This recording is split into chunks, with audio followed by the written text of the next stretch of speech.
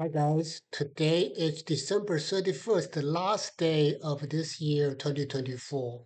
So it's the right time to make some wishes and unlike the New Year's resolution, I don't have that. It's all about my wishes for the new year.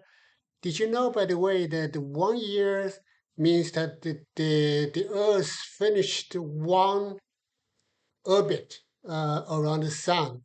So we have two things. One is that the rotation, the Earth will do the rotation. That's why we have a day and night. And then, but also we do the revolution that's surrounding the sun, and then that's we have 1 year. So unless you are centenarian like Jimmy Carter, right? Most of us won't will only witness less than or fewer than 100 revolution. So the point is that you don't want to waste the time. You want to make a difference. You want to, you know, um, leave your legacy. For me, I think that applies the same to the American to a country.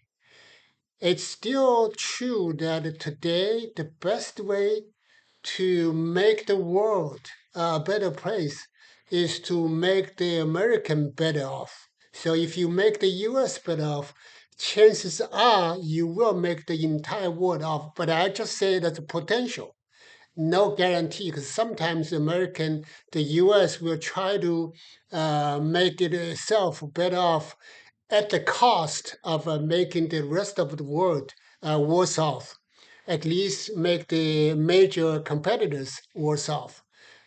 We have all witnessed this, and then I don't want to get into details, but the point is that we want to focus on the domestic wishes. I have three domestic wishes that we can talk about it. The first one is that I wish more Americans will get into the entrepreneurship activity. Okay, uh, especially the mainstream Americans. I'm not saying this is a major weakness. Americans are very good at doing the technical entrepreneurship. What is a technical entrepreneurship? Is something that appear or emerge in the reality that need solutions, technically or non-technically, to make it better. American, if we compare country with business, then Americans are very good at marketing. Okay, but probably less so. You know, in relatively in entrepreneurship. Okay, relatively weak in finance matters. Of course, Americans are still being good. A lot of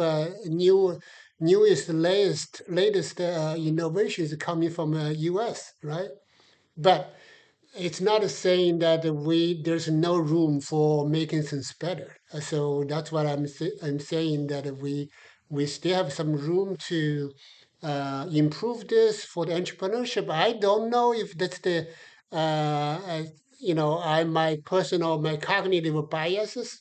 You know, my impression has been that if you have talking about entrepreneurship, a lot of minority unproportionally many Asians, blacks, Latinos, relatively speaking, they are more involved in the entrepreneurship.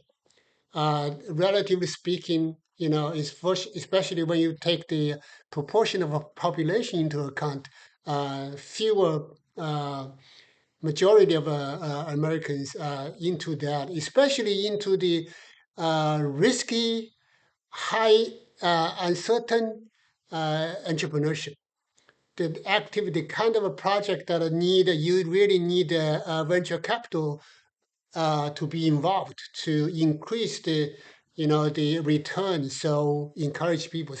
So far we have a lot of foreigners, a lot of minorities. They're doing this entrepreneurship. I wish that we can more Americans doing that.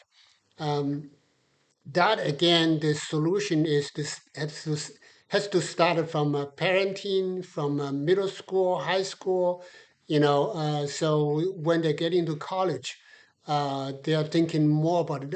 From what I learned that I know this is politically incorrect because I live in Berkeley, but from what I learned that at Stanford University, a lot of students are talking about what is your project, what is your startup, they think keep talking about this. Of course, the risk, there's a risk, like we may have some people like Elizabeth Holmes, fake it until you make it, right? So that's kind of another too much pressure on the startup can be a bad thing. But for from what I see in Berkeley, in the side of Berkeley, I think we need to get more Americans to get involved. Okay, so that's one my first wish. The second wish is to I wish that more Americans become a financial literate. Okay, instead of illiterate. Okay, so China, everybody knows that China is very good at play ping pong. But the secret of China to play ping pong, they usually get the world championship. It's because little kids like this little kids they started playing ping pong. Their parents play ping pong with them. So when you have to build up a big, very broad basis so you can have a tall tower. So the same applies too. Unless the parents are teaching the kids financial issues, on top, in addition to the moral standard, being a nice guy, being an inspired person, on top of that, we also teach them some knowledge. A lot of the things that people always, when people talk about human resources, they always talk about the schooling. One important, even the most important hidden part of the human resources comes from parenting. Okay, if your parents don't teach, never teach you how to manage the wealth or manage the money, you'll never do that. You can't. It's going to be too late for you to rely on the school to teach you that. Okay, so that would be too late. So that's my point. I wish more people get into that. As a symbol that I see, I have very little faith, very little respect for the American traditional banks. They got so many things wrong. In my personal experience, they started charging uh, my bank checking account for the Discover card, even though I never issued that automatic withdrawal. They automatically withdraw, and then after complained to them, they still keep doing that. The two things, they are like they have like a department silos. The one department never could talk to another department. When you got a phone call, they responded very nicely when you made the complaint very nicely. They said, okay, we'll work on that. But then the next month, the same charge shows up again. So this kind of things, especially in the same thing that happens that every day in everyday transactions. When you want to make a transaction, you initiate a transaction, and the bank declined for whatever reason. But then at the end of the day, they will automatically show up on your balance, on your bank balance, as if that they authorized the withdrawal to all the transactions.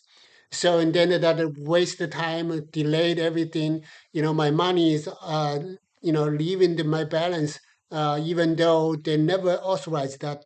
They for no reason, for no good reason, they later shows up on my transaction, and then you have to dispute for the transaction. So there's a totally waste of time.